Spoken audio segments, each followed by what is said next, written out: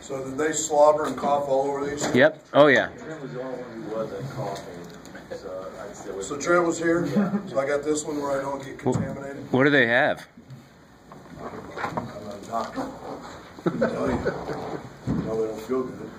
But I think when the weather is -7 and it's a little cool, that kind of goes around. I saw a deal over what the flu epidemic's at an all-time high, and it's doubled in the last 2 weeks. And like the southern part all the way, I don't know, I just follow it.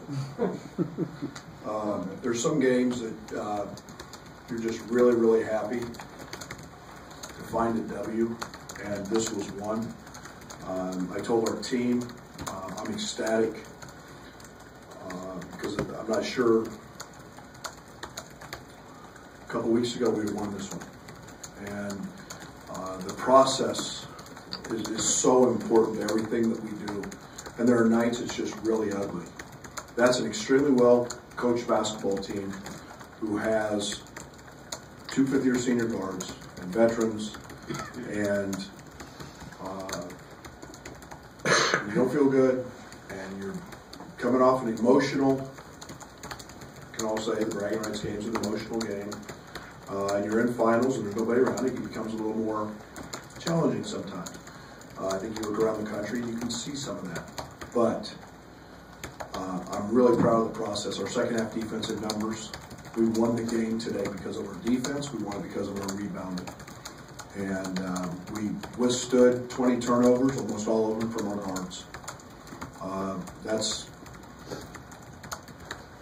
unacceptable because we talked about they're one of the best teams in the country versus the dribble. They do a great job of getting gaps, and they take your ball. And what do? First 3 possessions is dribble like crazy right in the middle of their stuff. But LeRon carried his first half.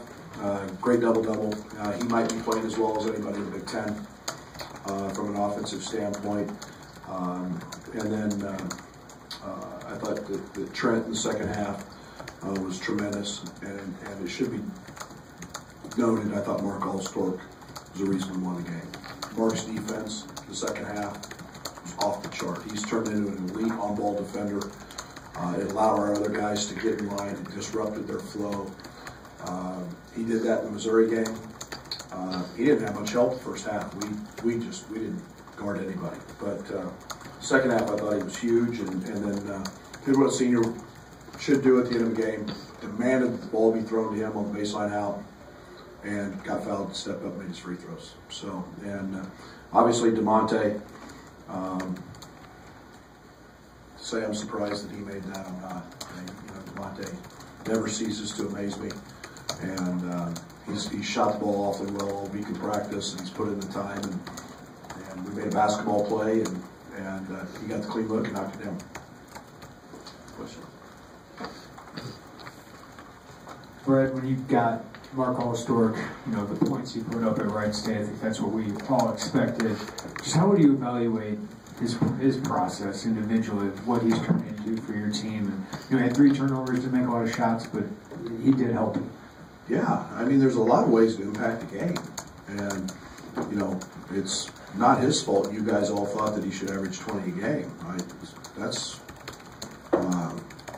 different level, different team, new system, different role, and there's a reason that.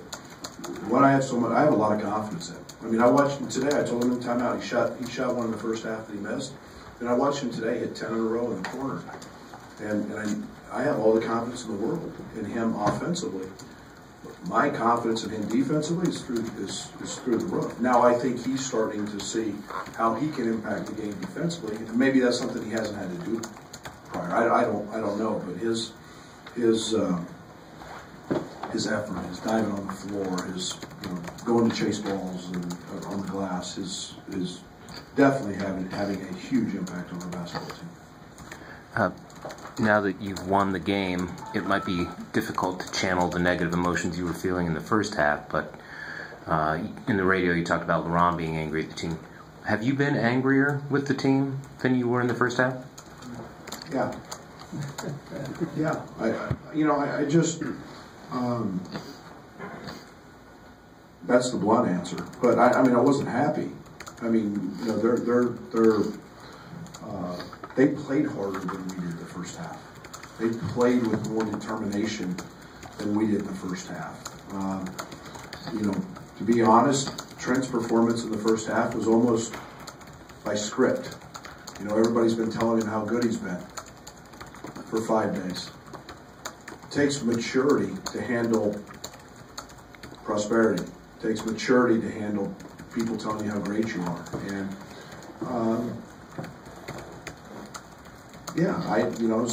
like I said, I'm still miffed at why this team plays flat sometimes, and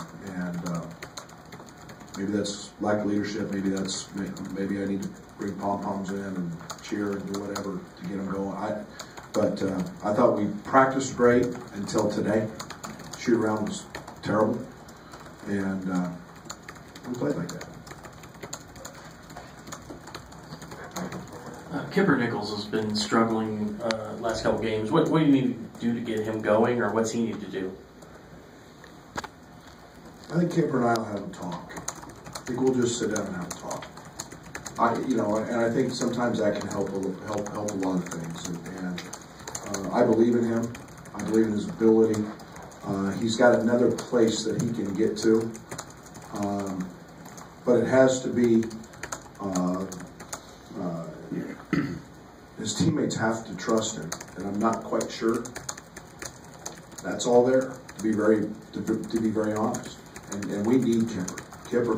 Kipper can help us, but everybody goes through a little hiccup in the season, and he's in his place right now, and we'll see if we can get it handled as we head into Big Ten play. Brett, you talked about this before, with LeBron being able to make some difficult shots over longer opponents. He's done it all in non-conference play, but how much growth have you seen that, and who do you credit with that, and what have you seen through that process? Well, I credit him because he works. I mean, he spends a ton of time working on his game. Orlando spends a ton of time with him on different aspects of it, whether it's facing up, whether it's back to the basket. The one thing that LeBron does, and he has a tremendous knack for, is being able to get a shot off. So therefore, he doesn't get to the foul line maybe as much as I would hope he would.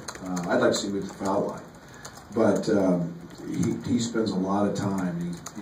He doesn't get a lot of threes in practice, but he stays after and shoots threes, so he's comfortable shooting that, and I'm comfortable with him shooting it, to be very honest. So. He's got another level to get to. Now we've got to continue to get him there, but right now he's probably playing as well as any front court guy in our league. I mean, something else you mentioned there at the end of the radio was, these slow starts are maybe not sustainable once Big Ten play starts back up again. And you've won some games, lost some games with them. Is there like a trigger that's going to maybe have to hit that like these guys understand that that's going to set them back? Or there may be a lot shorter leash come Big Ten time. I don't know what the trigger is. If I could figure it out, I'd figure it out. It's about a commitment to playing for each other. It's about a commitment to and a responsibility to your teammates, and I'm frustrated with that sometimes. And I don't understand. I don't understand how we can come out flat, how we can be a shoot-around and be flat. I get it that not all games are going to be pretty. They're not. When you guys are facing adversity, who are some of the guys that really step up in the huddle or timeout or just take a leadership role in general? LeBron did tonight. Michael Finke does a great job of it. Now that, I'll give you an example. The big difference was Missouri. It was Trent. It was Mark Smith. Tonight it was somebody else. That's the crapshoot. And yet I'm really proud because Trent fought back, and he was we worked on a specific ball screen action to throw the ball to the corner because we knew how they would support it. 4 straight times he shot the ball in the first half with the guy standing wide open in the corner. And those are the little things, the maturity things that he's got to grow up to. But he needs to have that consistent mental approach too. And that's freshman. So Scott. It's just the way that Trent plays is maybe on that line of control or out of control. I mean, is he going to just have to develop that balance where he can kind of walk that? when the shot goes in, I like it. The shot goes in. No, I'm trying to be fair. You know, that's his game. That's his game, and we need that. To be honest, we need that bravado. And I know there's some shots that he's going to take that, yeah, I got to live with. And yet when we specifically worked on it and told them they're going to collapse on you and they're going to support from the corner that you just left on the roll, you got to make that play. And I say this all the time: good players make themselves better. Great players make their teammates better. He also made the play of the night by making his teammate better. Shot Michael Finke in the corner. That was really good basketball.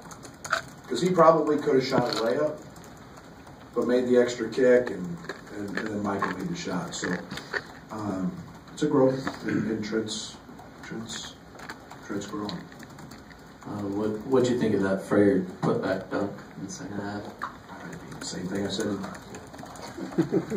Dan, I mean, I can't say that in here. You guys have printed, and I'll get in trouble, and my AD's sitting back here, and. No, it's okay on YouTube. And it's not okay. I won't say that, but Kipper's 6'6", and he was over his head. And there's not many guys that I know we don't have anybody go do that. Maybe Derek Burson back in his days at Beacon when he was a Dragon could jump like that. But holy cow, that was impressive. But that's what happens when you don't block somebody out. Happy New Year. Thanks, Brad.